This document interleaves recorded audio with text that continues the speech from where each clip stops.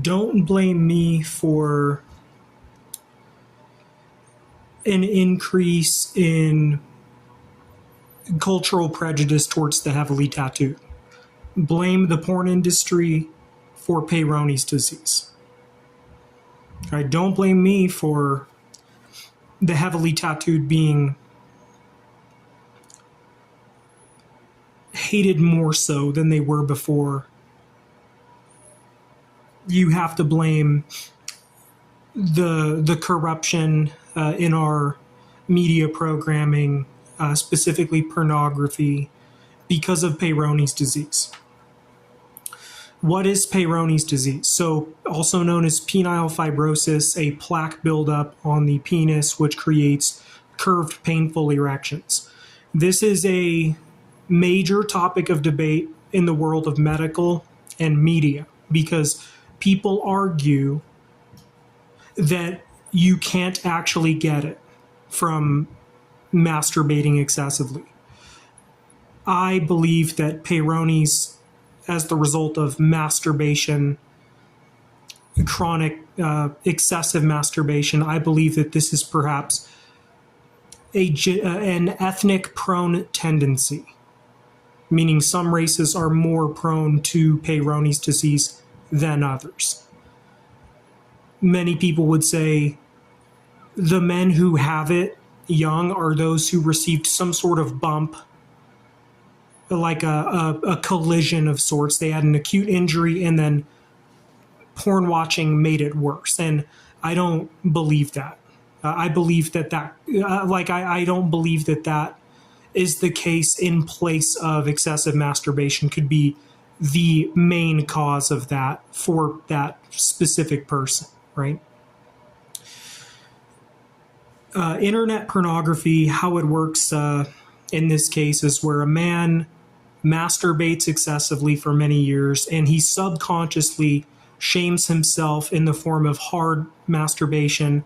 Porn watching is and porn masturbating to porn is forced arousal, right? And then the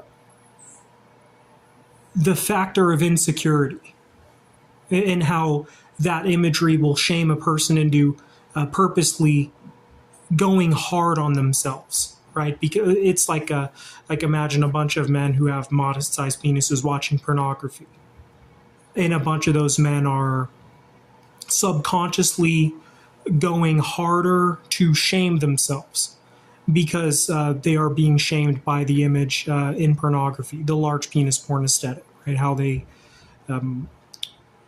worship the well-endowed in pornography and they mock men who have regular bodies or modest-sized penises. And so Peyronie's disease can develop for the consumer in the form of subconscious self-harm, meaning going hard on yourself subconsciously for many years because you are humiliated by the imagery that they're showing, right?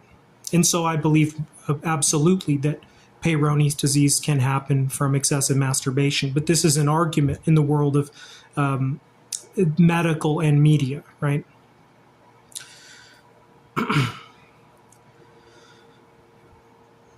How are tattoos, where does that part, what's that all about as far as the stigmatizing of tattoos? So people would say that, and it has been my observation that people who get tattooed like on the neck or on the face, whatever, they have done that to make themselves stand out from everybody else. I mean, how many times have you seen a guy with a tattoo on his neck, diamond earrings, and he's got a hot chick with him? You know what I mean? So people would say that marking yourself in a way is selling out and that you're exploiting the laborer. See, that's what we call, that's like full circle wokeness, right?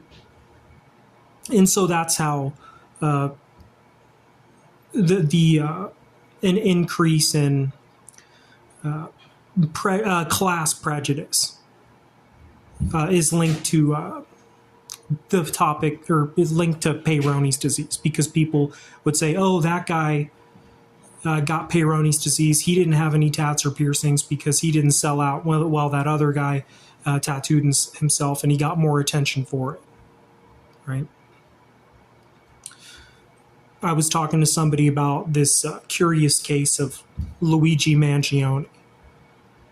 And this person had a tattoo on their neck, and they were saying, I think it's good for the class war. Like, this guy was in full support of Mangione, and he said, it's good for the class war that he did that. And I'm thinking to myself, you don't want a major intensification of the class struggle, because you would get canceled for having a tattoo on your neck and having earrings. Because people would say you're a sellout, for that you're marking yourself to separate yourself from the rest of the worker, to get more than the worker, right? How you would be exploiting Shotokawn straight edge by marking yourself in such a way. You know what I mean? How a major intensification of the class struggle turns into people forgetting about race entirely and looking at tattoos mainly. That is the sadness of something like Stalinism or Leninism or Maoism, Marxism, right? Is when it goes full, when it becomes full circle wokeness. It turns into Shotokawn straight edge, a bunch of people, regardless of race, who have no tattoos, have no piercings, and they are all hard laborers because it's fair, right? That is full, and everybody, they push for cultural, they push a cultural, they push for monogamy in the cultural agenda in Zeitgeist. They say it's fair that every single man has one wife. It's not fair that one guy gets to fuck a bunch of chicks, because that results in sexless laborers, right? And so that is full circle wokeness, where they say it's not fair for one guy to get all the pussy, well, like one guy is fucking 10 chicks steadily, while 10 men are sexless, jerking off to pornography. Right? Full circle wokeness is where they say that is not fair. We need to push monogamy as a cultural agenda. And it's fair that every single man has one wife and one kid. Right? And nobody has tattoos, and we're made up of all races. Right? We have black, Mexican, white, Asian, and we're all equal in hard labor. Right? That is full circle wokeness, Shotokawn straight edge. So when I see some LGBTQ leftist saying, we need to, Mangione's a hero and we need to intensify a class struggle, he's only calling for the annihilation of himself. Because people would say, you are the accursed because you have a tattoo on your neck. Right? And that happened because of Peyronie's disease. Because a bunch of men were starved out sexually, and they got crooked, sore boners because it was so lopsided, right? People argue about Peyronie's disease. How does it happen to somebody? Can it happen from excessive masturbation? On Google, like, I know that it can, me personally, because that was my experience. On Google, they say repeated physical activity in place of the word masturbation because they want to continue to sell pornography. They don't want that narrative to grow and build a following, right? Some people would say, it happens from trauma during sex, meaning when you are erect and stiff, a woman coming down on you too hard when she's on top, actually breaking you, right? So that can happen, but or a guy who was flaccid and got kicked in the groin during karate practice or something like that. Or he was riding a bike and he had a bike accident, and that's how he got it. So the hole in porn-induced Peyronie's would be the reality that we experience bumps and scrapes in when we do physical activity, and that masturbation wouldn't cause it would only make it worse. But I disagree, because I think that the subconscious self-harm or body shaming aspect of it, how it's a bunch of men with modest cocks jerking off to videos of some guy with a big dick fucking all the chicks.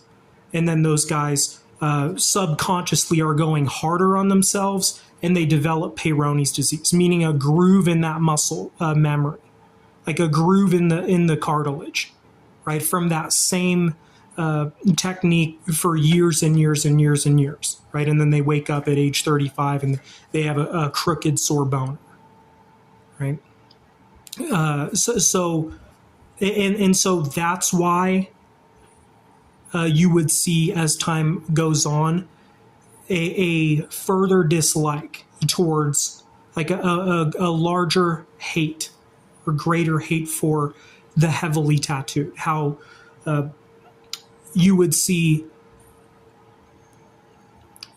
more prejudice towards the tattooed than you would before, because of Peyronie's disease, not because of me, right? Because of the porn industry. I want to talk about somebody who was sort of a friend, but the truth is he can't fully be friends. He can't really be your friend because he's covered in tattoos all over and on his face. And he's had a very tough journey because of it. He has a tattoo that's a black band across his eyes. His name's Nicholas. In the world of tattoos on the West Coast, he's actually pretty popular. And so this is a guy who, so the best story for me, the one that I find to be of the most value or the most interesting, the most entertaining, is a story where he was on the side of a highway. I believe he was overlooking the ocean, right? There was like a little coffee stand not far from where he was at. He was parked on the side of the highway on a dig out, like a shoulder. And he was using apple cider vinegar to clean in between his toes, to freshen up his feet. He's a traveling hobo in an old Dodge van, right? And so he doesn't have showers are not readily accessible to him. He's just a traveling hippie who is a slave to his heavily tattooed image because he has tattoos all over his face, and he's a pot smoking pseudo spiritual type who can come into a little bit of work here and there, but for the most part he's just a vagabond, right? So he was sitting on a stool outside of his van looking at the scenery, and he was cleaning his feet with apple cider vinegar. And the cops pulled up. 7 or 8 cops showed up because somebody had called and said that guy was about to set himself on fire with kerosene. That he was about to, and this is a white guy who's covered in tattoos, bizarre tattoos all over his body. He's got, like I said, a black strip over his eyes. And they showed up because somebody saw him pouring liquid onto his feet, and they said, this guy's going to martyr himself in flames. And the cops showed up. And so that is one of the greatest examples of Soviet classism in America, to me, that story. Because it shows you that we stigmatize and dislike the heavily tattooed more than we do somebody per their race.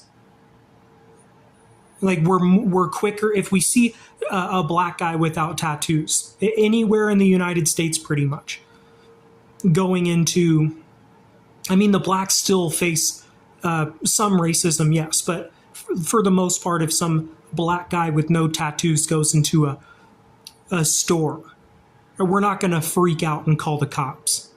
But if some guy who's heavily tattooed goes into a store, they're going to be quicker to look for a flaw in him, right? And it's real. There's nothing we can really do to change that. That is just Marxist science. Marxism is a science, and it's all about, when it comes down to it, when push comes to shove, it's all about the worker. Meaning you cannot have a nation, you cannot have a system, a society without the worker. It is Marxism in a nutshell, right? I talked about essential businesses, quote unquote, thriving during a martial law situation. And what I meant is that if we were to enter a nuclear martial law, meaning if we we dealt with a nuclear prison strike. You can best believe that the pest control industry would survive through it and continue, right? Some of the more social capital projects like strip club and tea lounge, they would suffer more. They would have a harder time surviving. The weak bourgeois, we call that group, the people who sell risky, perverted entertainment. During a nuclear prison strike, the weak bourgeois struggle more so than the hard laborers of pest control. If we transitioned into an ancient Grekken, if we came full circle and destroyed all modern technology and entered a time of old Grekken thought, you can best believe that there would still be a pest control company. Clark Pest Control would likely still be around if we transition. Like, no matter what happens, there will always be a need to keep pests away from certain buildings, certain, with wherever food is stored, wherever grain is stored, wherever there's people living, there will always be a need for some form of pest control, right? And so that's what I meant when I said you would see the essential businesses, quote unquote, thrive. And when I say thrive, I mean survive. You know what I mean?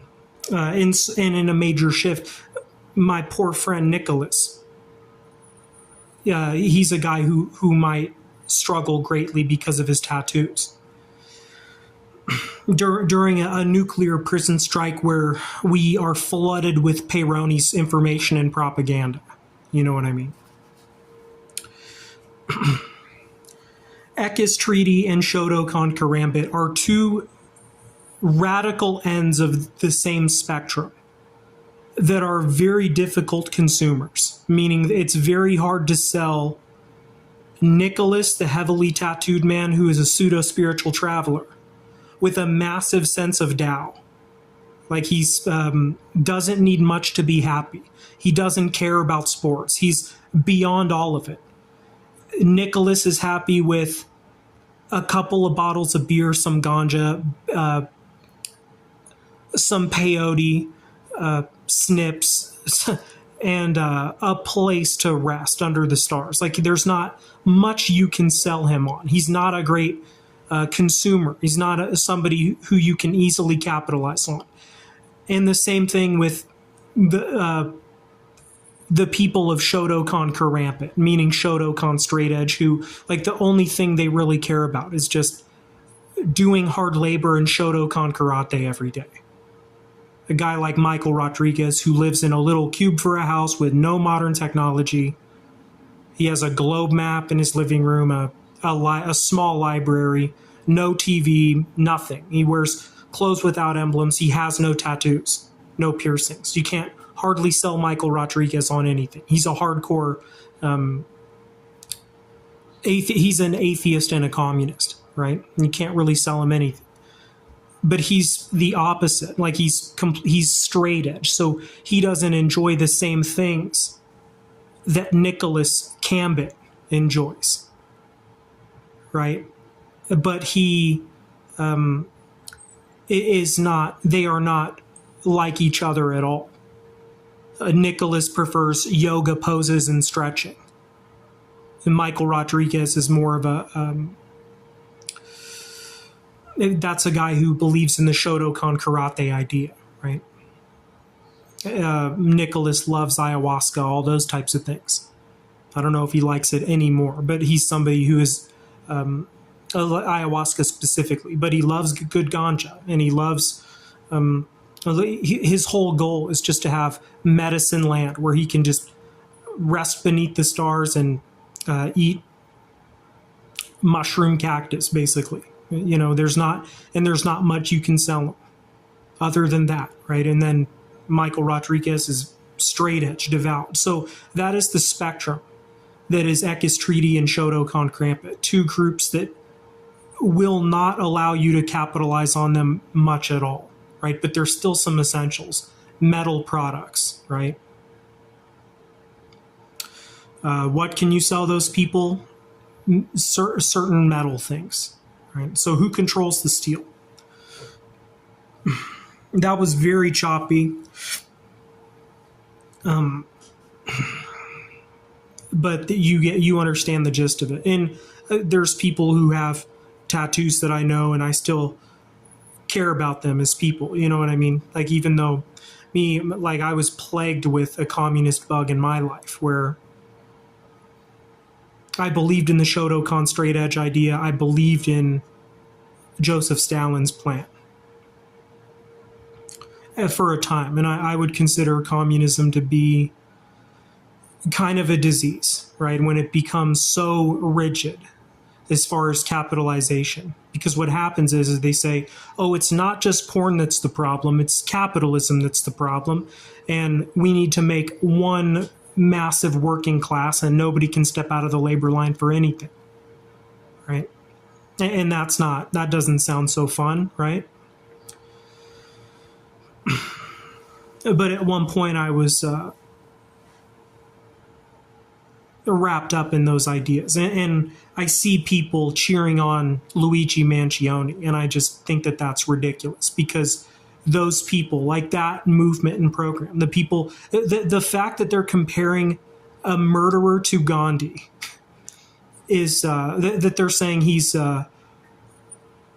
some sort of great revolutionary. You know, he acted in violence. He's a murderer. You know, and he promotes murdering the rich, and I don't agree with that. You know what I mean? I don't think it's a good thing, because we don't want to live in a nation where you can't aspire to be rich. You know, because that just ends in Stalinism, and every 10 years they come in and they say, oh, you guys were exploiting the other workers in this way, and they just kill off 10 million with an M, 10 million of us at a time, saying that some of us were exploiting the other workers in a number of ways every 10 years, meaning a great purge, right? Because it's one working class, and people are overbreeding. There's limited choice, right? It's not. It just when you try to force Marxist science, it turns into mass extermination. And these young people saying the people who say to murder the rich are those who are pushing for a communist program, right? And some of these people are heavily tattooed who will get martyred by Shotokawn straight edge if a communist bug actually grabs hold of this country. Some of these tattoo faces who are saying, oh yeah, kill the rich, those people with those tattooed faces or tattooed necks with those earrings, they'll get destroyed by Shotokawn straight edge when a Marxist bug takes hold in this country, because they'll say the tattooed are the exploiter, because that's full circle wokeness. They say you got tattoos and you received more attention socially because you got those tattoos, right? But you know how the left is they tend to contradict themselves. They support the gays while supporting the Muslims, and they want everybody to be okay living in the same quarters with each other. And it's just, so those people, the snake that eats its tail is the radical lefties of LGBTQ with tats on their neck and gauges in their ears. You know what I mean?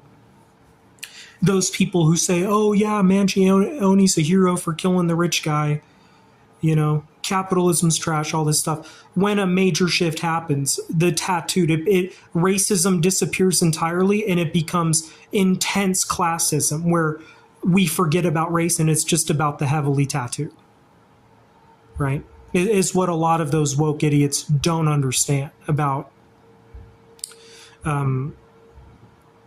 a communist shift in this country, meaning Shotokawn Krampit. So don't blame me for an increase in tattoo prejudice, right?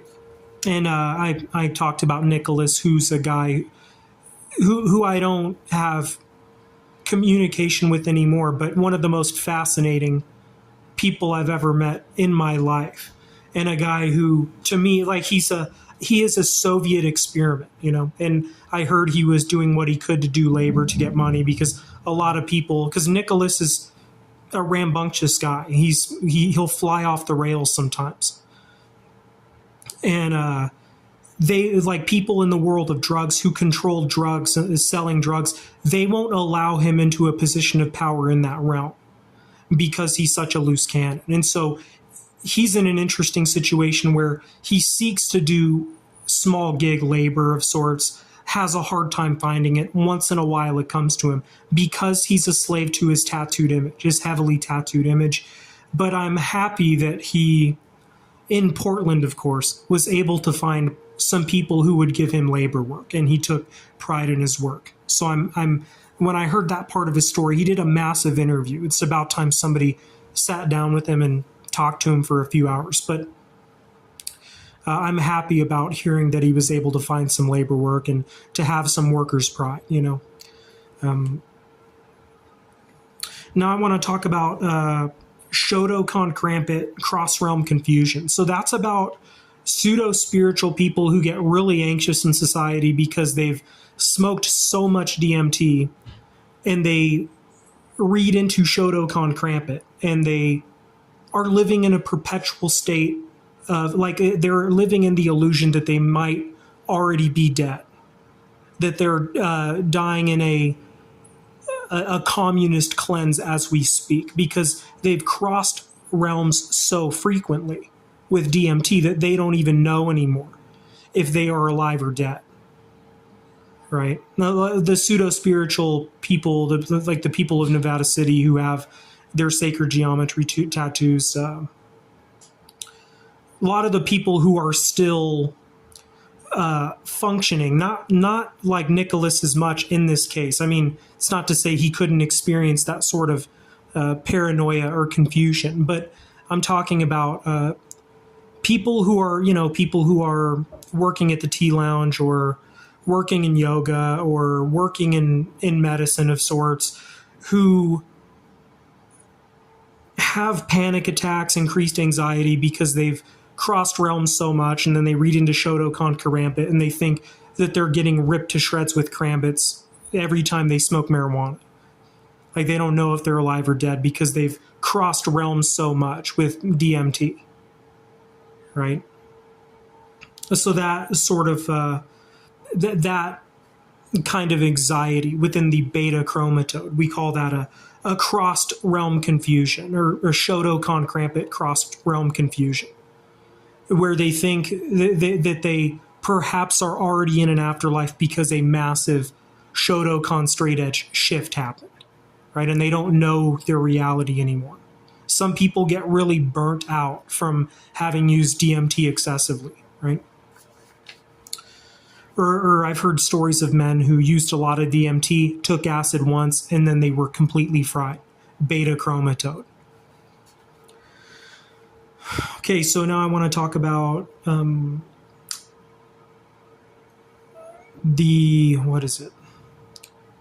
Freudian microwave. So Freudian microwave is about a genius who was so immersed in his theories, so occupied mentally, that he lost track of what he was doing in the physical realm while going through the motions of daily physical tasks. So I used Carl Sagan as an example. Carl Sagan is so busy thinking about Venus that he puts a turkey leg that is wrapped in tinfoil into the microwave, forgetting to take off the tinfoil, and it destroys the microwave. It's the idea that a very intelligent person could make a very stupid mistake like that. Where, exactly how that reads is a very smart guy who's so wrapped up in some critical theory of sorts, something that he finds to be so monumental and important.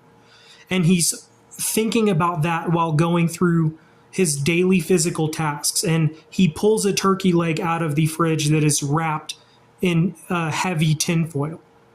And because he's so immersed in his thoughts elsewhere regarding whatever subject he's so concerned about, he's distracted by the physical reality that was the turkey leg inside of the tinfoil. He forgot to take the turkey leg out of the tinfoil, put it in the microwave, stepped away into the living room, and then next thing he knew, there was a loud noise and the microwave was destroyed because he forgot.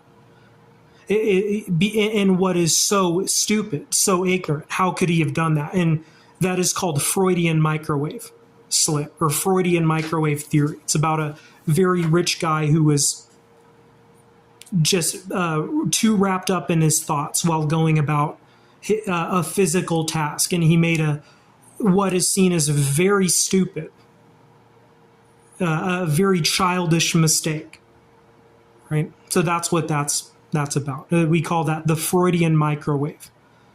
Now I want to talk about Connie Greco, the sport and martial art, and Grekken Kano combat.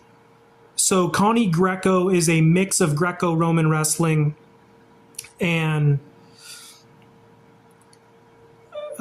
Connie Judo, meaning judo where they allow for Kani Basami, Kawasugake, right? Those are crippling techniques, is Kani Basami and Kawasugake. So Connie Greco is a new combat sport and martial art where you can, and by the way, all this that I'm saying is what I created, like everything, right? Everything on my channels was my creations. But Connie Greco, or Grekken Kano combat, is where you can clinch with the upper body. You can clasp your hands around the opponent's body, right? Upper body. And you can use trips and sweeps to take them down. But you cannot grab the legs. You cannot grab the belt of their trunks. It's about either pushing them out of the circle or getting a takedown. Right? There's little to no newaza in Connie Greco grappling, or Grekken Kano sport. Little to no newaza. It's about who lands in the superior position. Right? So it's a sport of taking somebody down or pushing them out of the ring, or the circle, right? If you get lifted in a Greco, if you are put into the air with a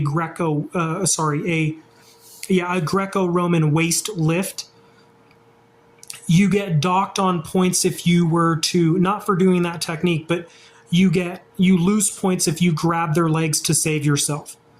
If you get hung upside down from your waist and you grab their legs, that's points for the guy who lifted you, because you can't grab the legs in Connie Greco. Right? You can do Kani Basami in Connie Greco. Very brutal sport is Connie Greco, but one of the best, what many people would say, the superior grappling art is Connie Greco, because people would say shooting for the legs in an era where Shotokawn Krampit consciousness has come about, and people would say shooting for the legs is a good way to get your spine ripped out, or get a good way to get your ear ripped off, right? Or get your like people would say that against a highly trained specialist, that it would be more dangerous to shoot for the legs. And so it's an upright style of grappling where you can trip your opponent, but you cannot. You can yes, you can grapevine the legs, but you cannot grab their shorts or their legs with your arms, right? You can clinch their upper body, right? And it is sort of like small man sumo in the sense that it's about taking them, putting them down, or putting them out of the circle. But it's different because you can't grab the shorts. They don't have shorts that would allow you to grab as well like they do in sumo. And they allow for Kani Basami, etc., right? So that is called Connie Greco Championship, or Grekken Kano combat.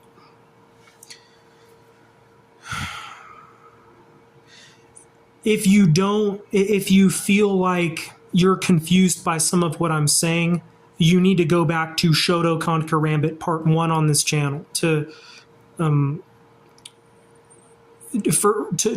better grasp the context here, to understand things like Shotokawn Karambit, Peyronie's,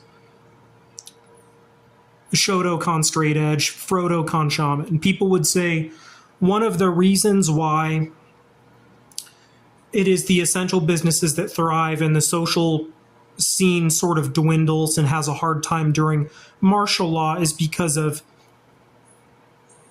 eunuchs involved in Frodokawn Shaman being snuff attacks on camera, like we saw in Ukraine in 2007 with Dnipropetrovsk, right? And so people would say the social scene, the drug scene during a martial law situation is more dangerous, meaning when there's tanks and military in the street, at the local grocery parking lot, right? During that time when there's already been a nuclear bomb and we are threatened by more nuclear bombs, the social scene, the social capital projects will struggle more because of Peyronie's enlightenment and the eunuch of Frodokawn Shaman. Right? Frodokawn Shaman being a snuff prank on the unsuspected. So as I said, if you're confused about any of these things, you need to go back to Shotokawn Karambit Part 1 on this channel for reference.